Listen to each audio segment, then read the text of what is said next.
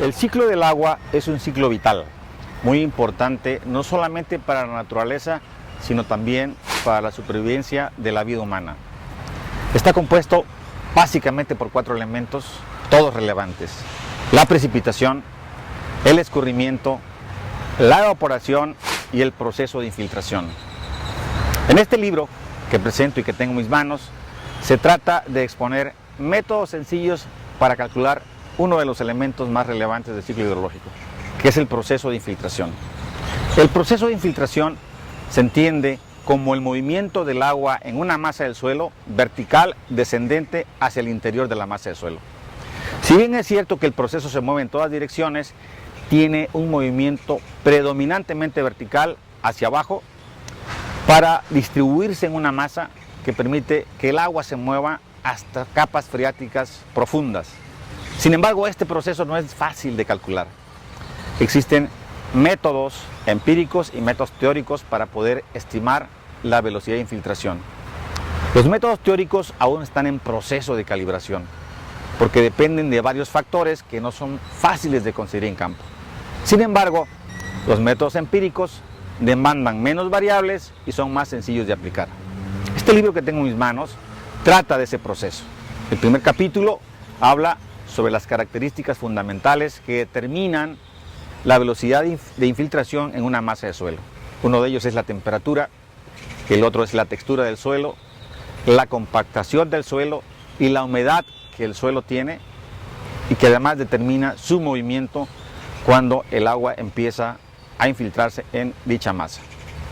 Así que en el capítulo 2 vienen prácticamente desarrollada la teoría de flujo en suelos saturados, mientras que el capítulo 3 y 4 está dividido en métodos directos para medir infiltración en campo y métodos indirectos para medirlo tanto en suelos agrícolas como en cuencas hidrológicas pequeñas. Uno de los métodos que se discuten en este libro es el método de Kostiakov, que es una función exponencial descendente que permite calcular la velocidad de infiltración en una masa de suelo. ¿Por qué es relevante medir la velocidad de infiltración en el suelo? Porque con eso podemos hacer balances hidráulicos en una cuenca grande.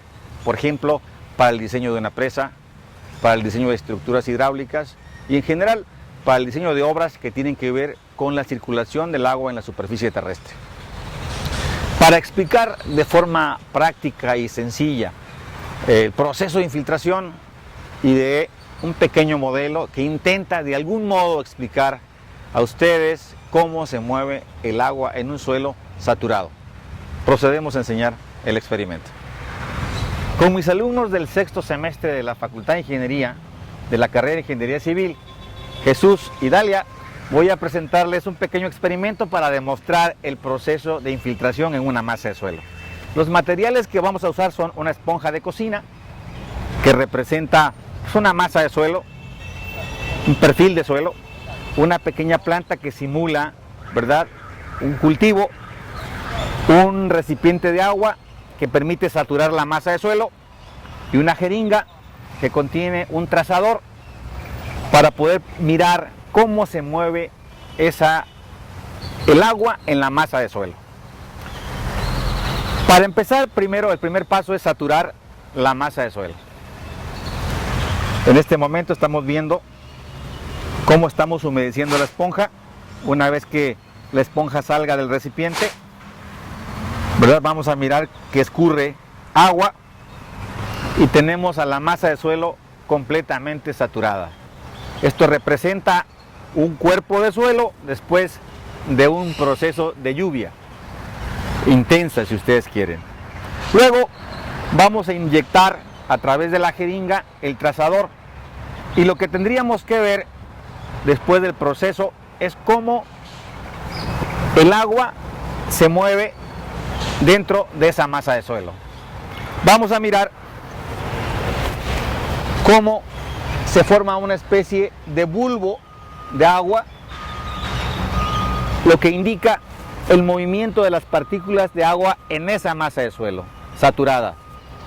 Noten ustedes que cuando el riego de una planta es excesiva, el proceso de infiltración va más allá de su raíz, por lo cual se dice que desperdiciamos agua, es agua en exceso. El riego por goteo lo que hace es dejar justamente en la planta el volumen de agua que se necesita hasta llegar a la zona radical del proceso. En general, la distribución de la masa de agua en el suelo tiene una distribución como una especie de bulbo. Eso indica la profundidad a la cual el agua se mueve en el perfil del suelo. Muchas gracias.